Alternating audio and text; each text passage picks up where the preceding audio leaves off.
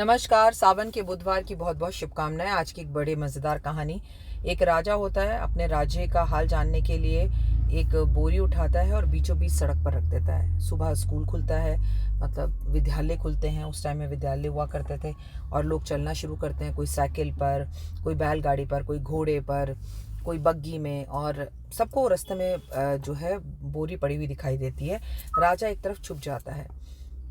सब बोलते हैं राज्य में कोई काम नहीं हो रहा, गालियां देते हैं, देखते हैं और आगे निकल जाते हैं, उस बोरी को लात मारते हैं, लेकिन कोई उसे उठाता नहीं है। तभी वहाँ एक दादाजी गुजरते हैं। दादाजी देखते हैं कि बोरी पड़ी है, साथ में दो पोते होते हैं, उन्हें स्कूल छोड़ने जा रहे होते हैं। तो बोलते हैं बच्चों इन्हें हटा दो। तो दादाजी के बच्चे कहते हैं कि कोई नहीं हटा रहा, हम क्यों हटाएं, छोड़ो ना, गंदी है। तो दादाजी कहते हैं कभी ना कोई का काम की रिस्पॉन्सिबिलिटी किसी ना किसी को लेनी पड़ती है। तो दादाजी बच्चे जो है दादाजी के कहने पर हटा देते हैं। जैसे ही वो उठाते हैं, राजा प्रकट हो जाता है। राजा कहता है आप ही हो सही पर्सन, सही नागरिक मेरे राज्य के।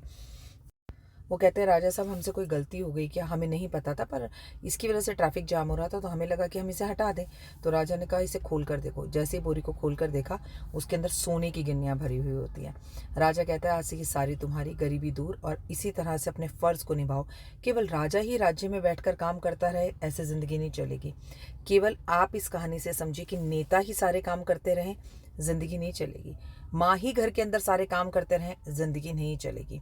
बॉसेस से कहना चाहूँगी आपके यहाँ काम करने वाले एम्प्लॉय ही सारे काम करते रहें और आप बॉस बनकर ही बैठे रहो तो ज़िंदगी नहीं चलेगी। आपका एस्ट्रोलॉजर ही सारे काम करता रहे और आप सिर्फ उपाय सुनते रहो और करो ना, और उसमें विश्वास की घड़ी या विश्वास का चीनी ना डालो तो कुछ होगा नहीं। कहानी कैसी लगी कमेंट्स करके ज़रूर बताइएगा। अपना और अपनों का रखिएगा बहुत ख्याल। आपका दिन शुभ और मंगलमय हो।